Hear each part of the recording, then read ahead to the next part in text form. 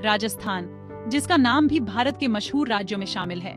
यहाँ की चिलचिलाती कड़क धूप, दूर दूर तक फैला रेत का मैदान और उस पर वो बड़े बड़े रेत के टीले। यहाँ कई जगहों पर आज भी राजा महाराजाओं का शासक चलता है। जैसलमेर, सुबह का वक्त। एक बड़ी संगमरमर सी सफेद हवेली जिसके सामने एक बड़ा सा बागान था, जिसके एक तरफ कई तरह के सुंदर सुंदर फूल लगे हुए थे। हर तरफ उन फूलों की खुशबू फैली हुई थी जो वहाँ के मनोरम दृश्य को और मनमोहक बना रही थी। और बागान के दूसरी ओर हर तरफ हरे घास की परत बिछी हुई थी, जिसके बीचों बीच एक बड़ा सा सफेद रंग का फाउंटेन था। एक कोने में बहुत बड़ा और घना आम का पेड़ था, जिसके नीचे बैठने के लिए एक बेंच लगी हुई थी। बड़ी सी हवेली का गेट खुलता है। एक नौकर भागते हुए अंदर जा रहा था। तभी सामने से आ रहे शख्स से वो टकरा जाता है। उस नौकर को इस तरह इतनी हड़बड़ी में देख सामने खड़ा शख्स कहता है, अरे दीनू, के हो गए हो? तन्ने किस बात की जल्दी से जो इस तरिया भागा चला आ रहा से? नौकर अपना सर उठाकर देखता है। सामने हवेली के बड़े ठाकुर और अभिमन्यु के दादाजी दिग्विजय सिंह राठौड़ खड़े हुए अपनी मूंछों को ताव दे रहे थे। उन्हें देखते हुए नौकर थोड़ा हाँफते हुए कहता है, ठाकुर मालिक सा, बाहर बहुत भीड़ इकट्ठा हो गई है। बाहर खड़े लोग बहुत ही ज्यादा गुस्से में लग रहे हैं और इतना बोलकर नौकर फिर से हाँफने लगता है।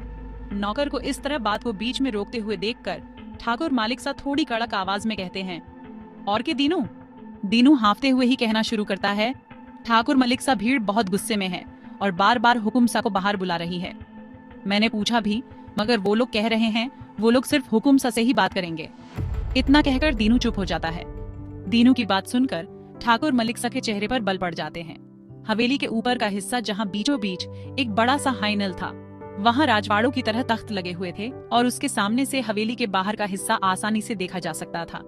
सामने पत्थर की रेलिंग बनी हुई थी जिस पर बहुत बारीकी से कलाकारी की गई थी और वो तख्त जैसे किसी राजा का सिंहासन हो। बाहर खड़ी भीड़ उसी रजवाड़े की तरफ देखकर हुकुम सा चिल्ला रही होती है।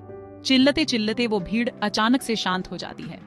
सब सामने देखते हैं, जहां एक आदमी की धुंधली सी परछाई उन्हें दिखाई देती है, जो बड़े रौब से चलते हुए रजवाड़े की रेलिंग के पास आकार खड़ा हो जाता है। उस आदमी को देखते ही जो भीड़ अब तक शांत होने का नाम ही नहीं ले रही थी, वो अचानक ही शांत हो जाती है। ऐसा लगता है जैसे सबकी आवाजें उनकी हलक में ही जम गई हों। सब बस एकटक सामने की ओर देख रहे, जहां वो आदमी खड़ा हुआ था। उस इंसान का तेज ही कुछ अलग था, जो उसे औरों से बहुत अलग बनाता था। देखने में बहुत ही ज्यादा हैंडसम कि अगर लड़की देख ले तो दीवानी हो जाए। उसकी वो परफेक्ट जॉ लाइन, सलीके से सेट बाल, वो भूरी आंखें जिनमें सिर्फ खालीपन बसा था, 6 फुट 2 इंच की हाइट, उसकी वो ट्रिम्ड बियर्ड और मस्क्यूलर बॉडी उसे एकदम परफेक्ट बनाती थी। ये है हमारे प्यारे सॉरी गुस्सैल और खड़ूस हुकुम सा अभिमन्यु सिंह राठौड़, जिनकी उम्र 22 साल है।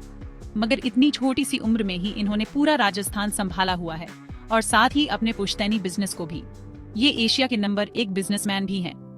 अभिमन्यु बहुत ही ज्यादा इंटेलिजेंट और समझदार भी है, मगर गुस्सा हमेशा इनकी नाक पर बैठा रहता है। अभिमन्यु के पिता की मृत्यु एक दुर्घटना में हो गई थी, जिस वजह से इनके दादाजी ने इनकी समझदारी और बिजनेस के प्रति लगाव देखते हुए सारा कारोबार, राजस्थान की बागडोर और हुकुम सा की गद्दी इनके नाम कर दी। इतनी छोटी सी उम्र में पहले पिता की मौत और फिर इतनी जिम्मेदारियों ने उसे भावहीन बना दिया था। उसके अंदर जैसे कुछ खालीपन सा था।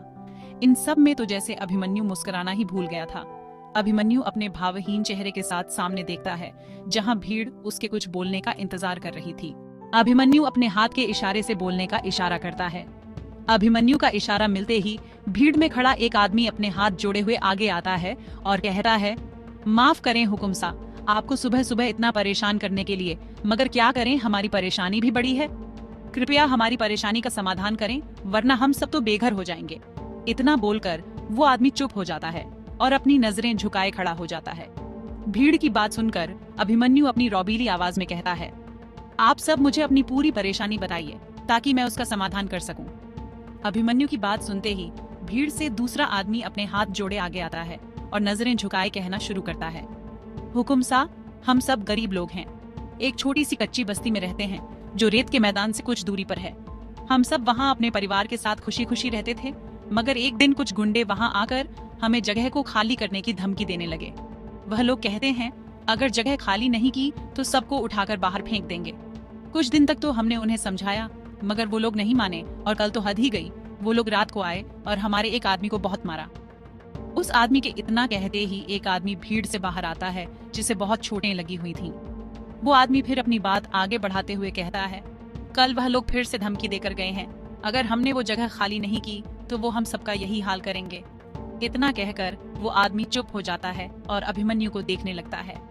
अभिमन्यु जो कब से ध्यान लगाकर उन बंजारों की बातें सुन रहा था, उसका चेहरा गुस्से में लाल हो चुका था। अब तक ठाकुर मालिक साहब भी आकर अभिमन्यु के बगल में खड़े हो चुके थे। उन्होंने ने भी उन बंजारों की सारी बातें सुनी थीं। गुस्से में तमतमाया अभिमन्यु अपने असिस्टेंट राघव को आवाज देता है। नीचे राघव जो अभी अभी हवेली पहुंचा था, अभिमन्यु की इतने गुस्से भरी आवाज सुनकर डर जाता है।